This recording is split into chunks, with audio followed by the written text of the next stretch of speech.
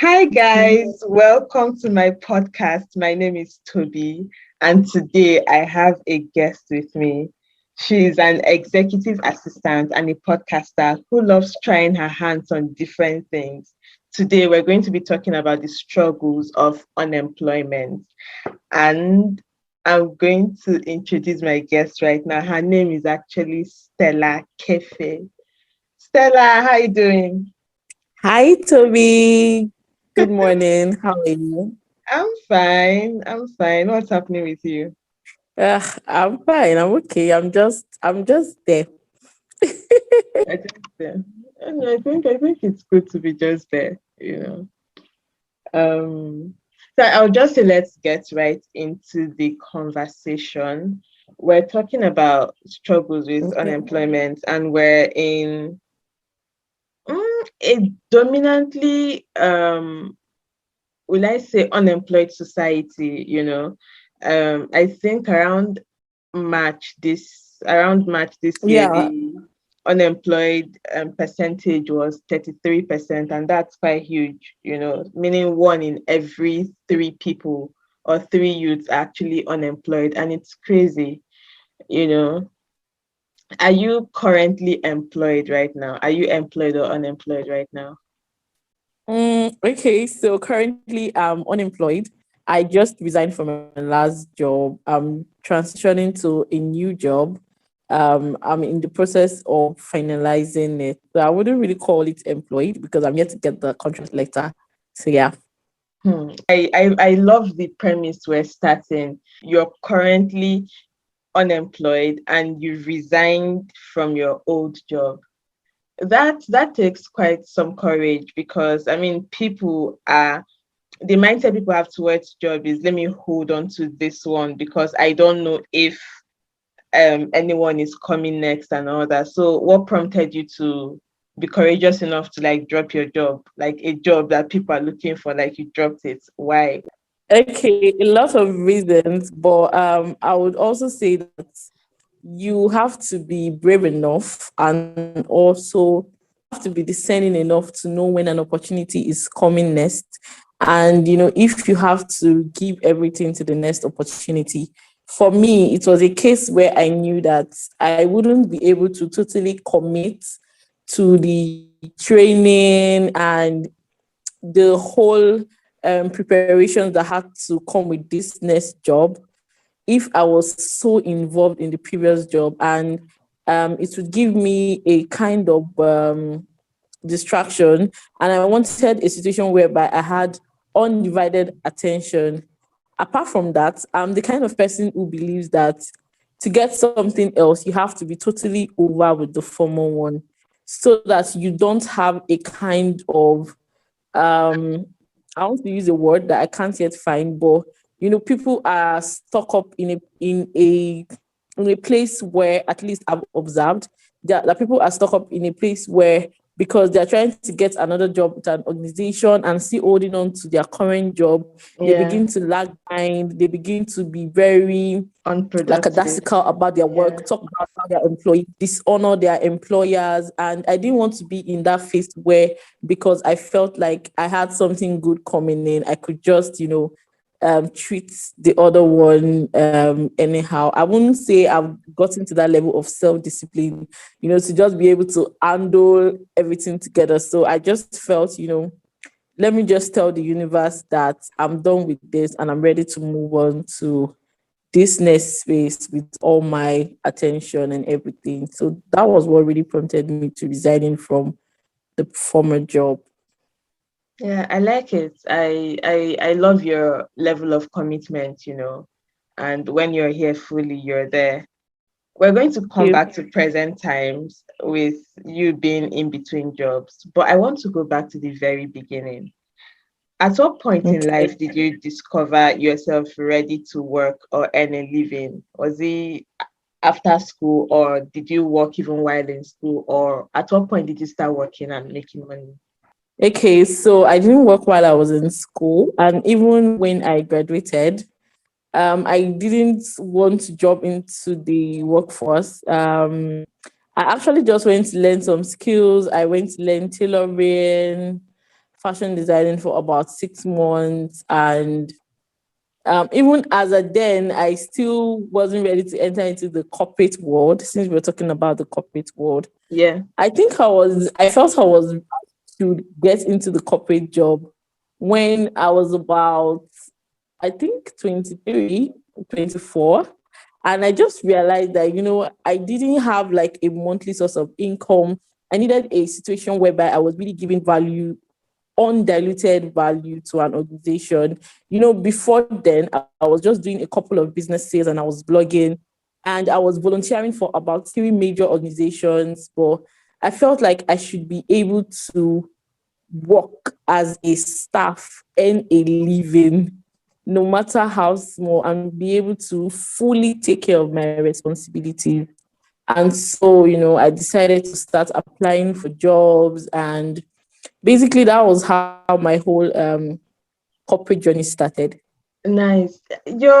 Let's say your path is quite unique because and it's different from mine. I don't know if it's a thing with like you having clarity of exactly what you want, you deciding instead of having to juggle 2 jobs, let me like end this one permanently and go to the other one. Now again, you're coming to talk about how you finished school and then you think you're not ready to work. So you're like, oh, do you know what? I can just go and like get skills and volunteer for some time. When I'm ready, I'll come back to apply for jobs and I know I would get something.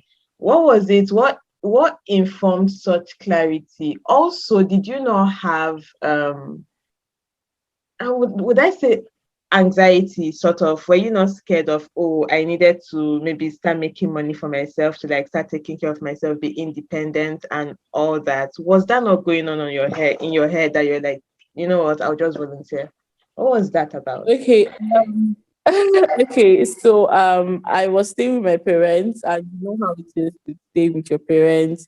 You almost feel like you have everything you need, and I was in that cycle where I didn't feel like I was ready to take care. I didn't know. Let me use that word.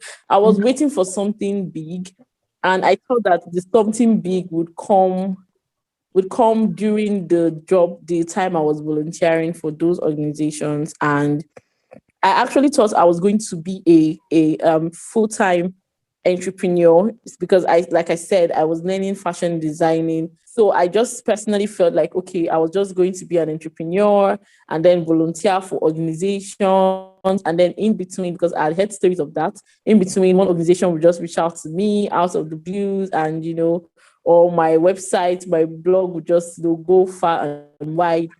But I think I got to a point where I didn't want to, I started staying alone.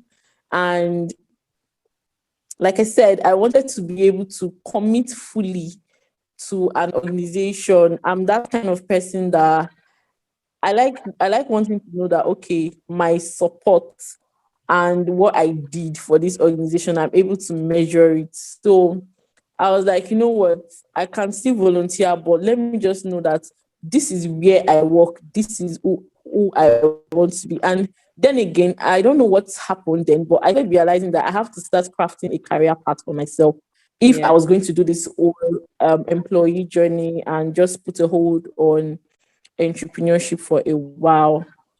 So yeah, that was what really happened that informed the whole situation. that's really profound. Going back to the story, you finish school, you volunteer and like pick up skills, and then you decide you're ready to go into the corporate world. When you decided that you were ready, yeah, did you get a job immediately, or you had to like maybe apply and get rejected for some time and before something happened? My first real job, though I wasn't paid, I was an executive assistant. Um, After that, I wasn't paid, but well, she gave me a lot of stipend. She was pretty nice, and I learned a lot. Um, After that, I was trying to get a couple of other jobs. Uh, I'm actually a very free person, so my way and everybody's way is different. Yeah. When it wasn't coming in, I didn't really want to stress about it. I was in a relationship with someone who was really supportive and didn't want me feeling like because I wasn't getting a job. I wasn't talented. So Yeah. while I was applying for the job, before I got like my major job, I I was doing my whole fashion, putting my whole energy into it, and so I wasn't really anxious about it. Then I got my next job, which was like being a data analyst or a clerk. I don't know how to explain it. We're working with Google and an advertising firm. Okay. And it just gave me that level. I did that work for about 6 months. It was a really good job, very, very good pay. And I was able to just do that. After that, I think that was where the struggle started from. After that contract ended, I started looking for another job, and I didn't really see, and I decided to take a break and not apply for a job for about 2 months. I didn't apply for any job at all. Okay, before then, I had come to Lagos and stayed about a month, went for a couple of interviews. I mean, these interviews, I did really well, but I didn't get the job. Yeah. Those interviews that they tell you, you're really good, you're intelligent, but you don't get Yeah. the job. And Yeah. so when I went back to work, where I was currently staying between Warri and Benin, when I eventually went to Warri, I just told myself, you know what, I'm not going to bother myself about this. I continued my writing, continued my fashion. I even added one more business to it. I was making soap, and I just didn't bother. And then in 2019, um, somehow in January, Yeah. my I was somehow just led that it's a very funny story, but I was led to join a gratitude group where we were supposed to be accountable to be grateful for something every day till the end of the year. So January 2019, 1st of January 2019, the group started. I joined late. I joined like some weeks into January. And then at about March, I did a gratitude post saying how I'm so that I was jobless, how I'm so grateful that, I'm learning the importance of gratitude, how I'm grateful that I have parents that can actually take care of my bills, how I'm grateful that I started one small business with about 3K or so, and it just brings some small money. And I just really talked about the whole situation that day, not knowing God was just doing something for me. And Yeah. someone reached out to someone else on the group and said, "Do you know this girl?" They were like, "No, but she posts regularly about how grateful she is." And the CEO of the company, it was a UK based company, sent me a message and said, "I love how you said you were grateful that you were jobless currently. Would you like to work?" I'm like, is that even a question? Wait. So she was like, I'm serious, no jokes here. Send me your CV. I sent my CV to her. She was amazed. I mean, it was literally just God. That's why I'm basically telling this story. I was still in worry then. She sent me the CV. I got the job. She Wow. sent me the contract. We've not seen each other. She was in the United Kingdom as a then. I Yeah. was in worry, and she just sent me. I remember she called me and said, "Hi Stella, I'm giving you this job, and there were a lot of other qualified persons, but your post that day just made a lot of sense, and I feel God is nudging it in my heart to give you this job." I started crying. I was in my friend's house, Evelyn, Wow. and I was literally just crying because I wasn't expecting it. My mind wasn't really even there. And, that was the beginning of a real job because that job was a full time job. The other jobs had been contract jobs, per Yeah. se. So that was like the beginning of a full time job. I had to relocate to Lagos and, just start it up. I'm speechless right now. Nolly would not do past this one because I mean, please, where can I join gratitude group? Funny enough, the group closed at the end of the year. Why though? Why? The person who opened the group closed the group. She said she was led to open that group for just a year, and God wasn't leading her to do it the next year. And so, no gratitude group for you. Yeah. So you get this job and you move to Lagos. Are you still in Lagos? That's another long story. Actually, I'm not in Lagos, but Okay. in Benin. I Oh, currently stay in Benin. okay. So before we get into why you're in Benin, working in Benin and working in Lagos, what's the difference in like the will I say in the societies and working in these two environments, what's it like? I mean, people say Lagos is crazy and all that. And how would you say as somebody that has experience working there? Hmm. Well, I would just say this. I don't want to say anything that, would put me in trouble, but I'm not a fan of Lagos. Yeah, I don't like Lagos. Lagos is really stressful.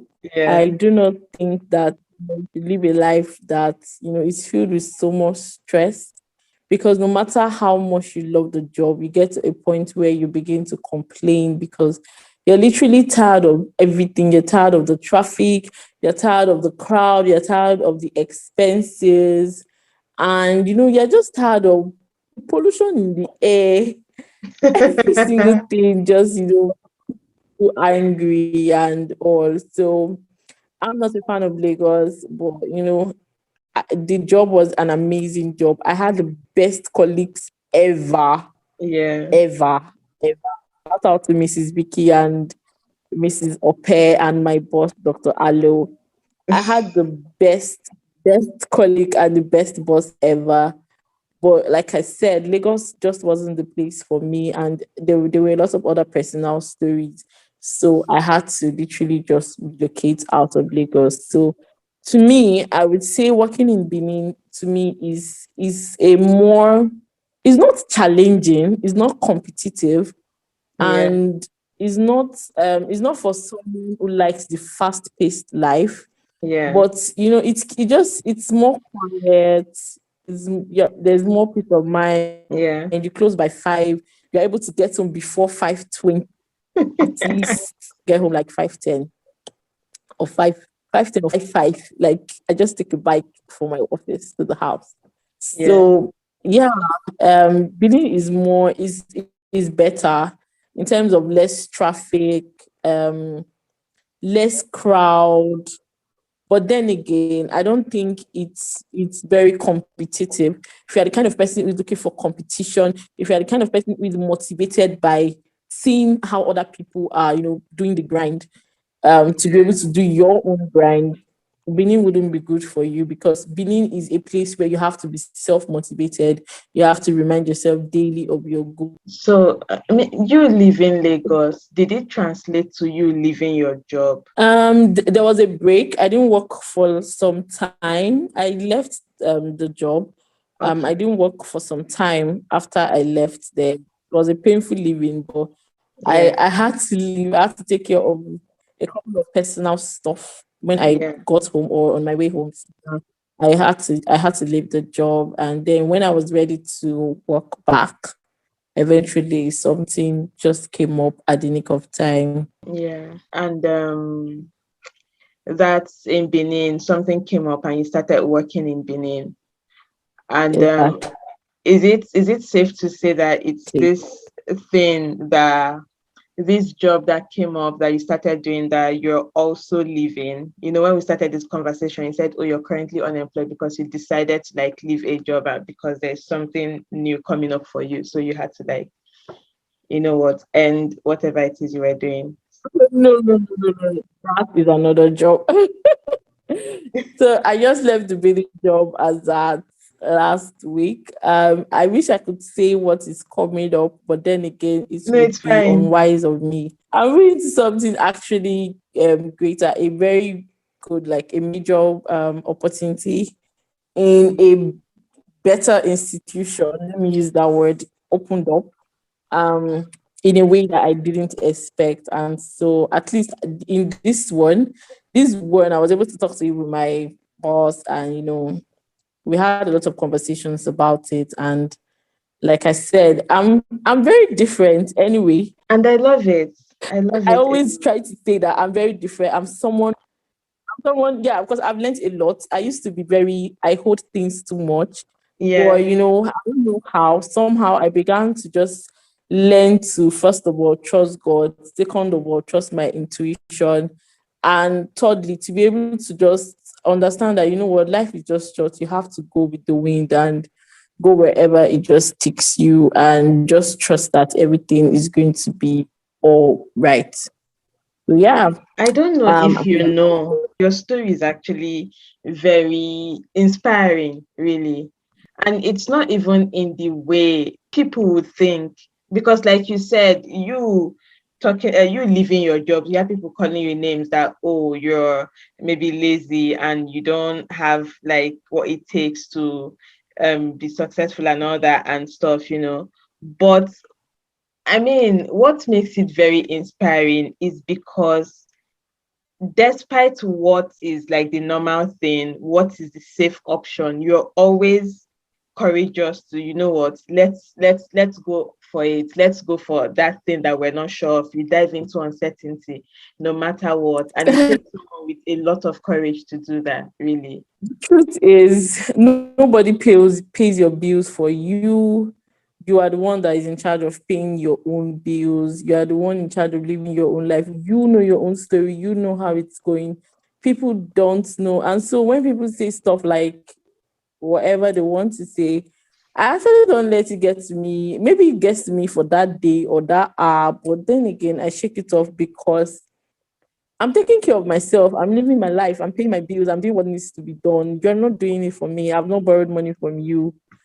I've not come to cry for you for anything. So I'm okay. I'm living my life and I can see that there is growth. When I talk to potential employers, when I talk to people on LinkedIn, have private conversations, Yeah. people are interested. They can see that, okay, I'm actually progressing in my career journey, and it's important not to just listen to what people are saying and just, focus on yourself. And like I said, know that, okay, this is the right thing for you at that particular time.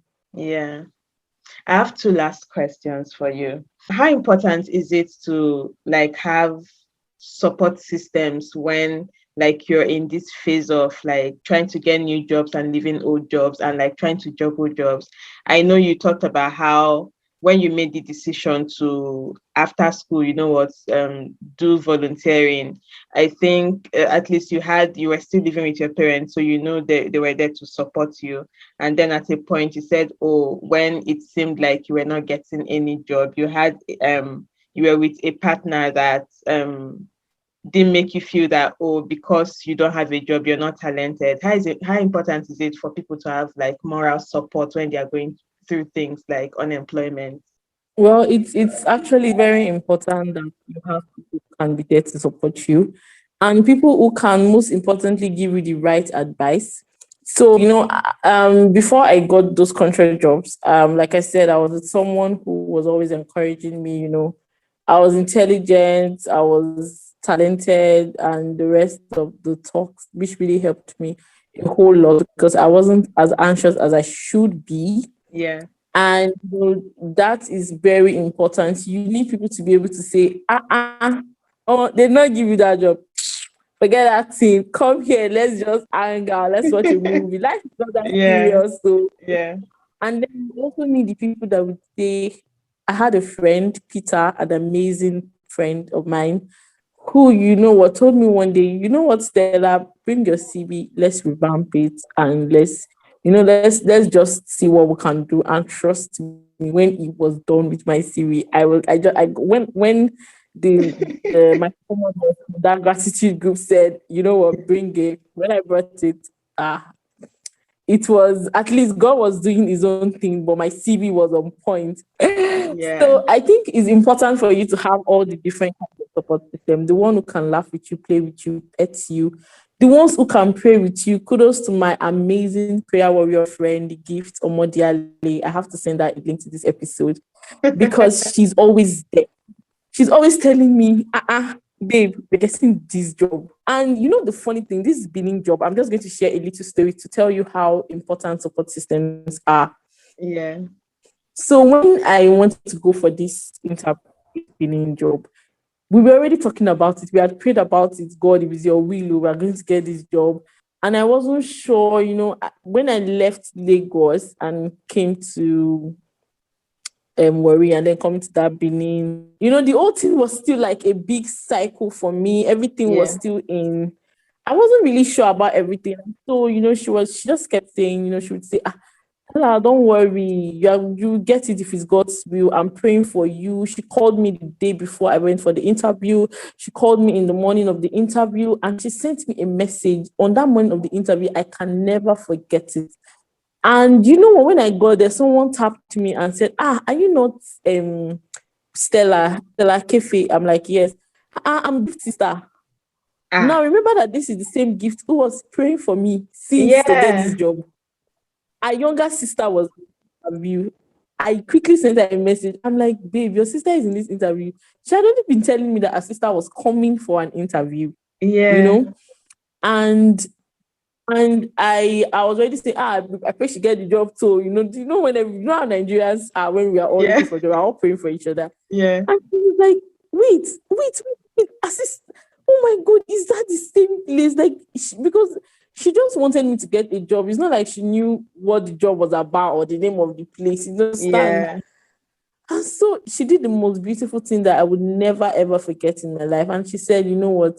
I'm praying for both of you. Whoever God wants to get the job will get the job. But just know that I'm praying for you too. She sent it as a text message. I still have that text. And guess what? I got the job and her sister was giving an assistant. So her sister Wow. was my assistant. And it was funny. That is a big wow. It was funny because they didn't want an assistant for that role. Yeah. You get, so they just wanted one person and then they took me and then they took her to be my assistant. It was the most beautiful thing. It And is. we just kept saying, like, this just have to be God. Like what was the likelihood that they were going to give me the job? And even if they give me the job, they were also going to give a sister, like my assistant. Yeah. So it just shows that you need to be able to have the right support system because you need people that will be there for you. You need people that will support you. You need people that will tell you the truth. What was the second question? No, that I've not asked the second one yet. The second Okay. question is, tell us about your podcast, the name of your podcast, what you say on the podcast, what it's about, and how it can be beneficial to us. Okay, so thank you for this. Basically my podcast is called The Millennial Professional, and it's basically just talks about how to be an employee, how to be the purple cow. That's what I call it. How to be the employee who they refer to as the purple cow, meaning the employee that is excellent, Yeah. that is growth driven, that is service oriented. So Yeah. you have just been the employee who just wants to be in the job for a promotion, who just wants to be in the job for a raise, or who just wants to be in the job for being in the job sake. But being the employee that is giving to value, giving to excellence, because when you leave that place, you have to be remembered for good. And I talk about the employee journey, how to be an excellent employee, you know, how to basically be that employee that leaves a legacy and is much more than just the word employee. I talk about the fact that being a millennial can be difficult, and even more so, being a millennial professional is not an easy journey. People make it look like entrepreneurship, is king, and the Yeah. corporate world is easy, but that's not the way it is. So basically, that's what I podcast: how to be an employee, how to achieve work balance, how to find happiness and fulfillment in your career path, and basically how to write a beautiful email, how to talk to your boss, how to be your favorite, how to be the favorite employee, how to basically anything that has to do with the workplace, the work culture, workforce, and being a great employee. So that's what my podcast is about. It's called The Millennial Professional, and you can find it basically everywhere. But you can check Anchor, Spotify, and Google, Deezer, and AudioMac, basically. Nice. Nice. I love it. Thank You guys have you. heard it. The millennial. I'm going to get links to your podcast and drop it with description of this podcast so that those listening can always click We the will. link and go listen to the podcast. I mean, they need it. I think they even need it more than anything I tell them here. We just come here and just start talk. But once in a while, learn how to write email. I mean, please, if you can listen to Stella and learn how to do things, become professionals, and yeah, it's a win-win for everybody. And Stella, I think this is where we have to end it for now. I totally enjoyed this Oh, conversation. thank you so Yeah, much for having me. Thank you so yeah. much. I'm grateful. No problems. You're welcome. I should be the grateful one. And I mean, maybe me and you work towards that gratitude group. I mean, Yeah, we should. We should actually. It's not a bad idea at all. We were yeah. grateful every day. We would say what we were grateful for. 365 days. It was I mean, amazing. It yeah. It's was. it's going to be something. Anyway, let's end it here for now and go on to other amazing things. Stella, thank you for coming here and inspiring us with your story. Do take care of Thank you for yourself. listening. Bye.